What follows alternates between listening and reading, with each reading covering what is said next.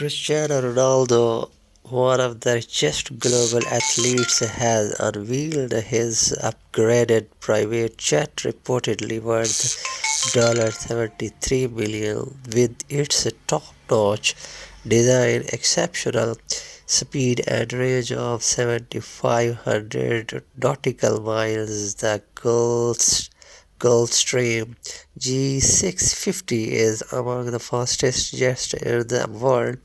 The sophisticated jet boasts a cabin which has three different living areas and can accommodate up to 19 passengers. The Portuguese Star Jet comes across an uncoily uniquely his own, with a shiny metallic body featuring this his initials CR7, along with the figure of him striking his world-famous celebration pose.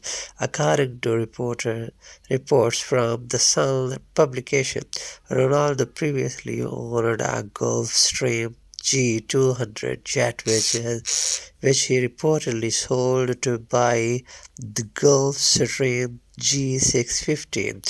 Ronaldo, who now plays for the Saudi football club Al Nassr, topped the Forbes list of the highest paid athletes for 2024, earning $260 million, including $200 million from his salary at Al Nassr and $60 million from endorsements and his brand shares.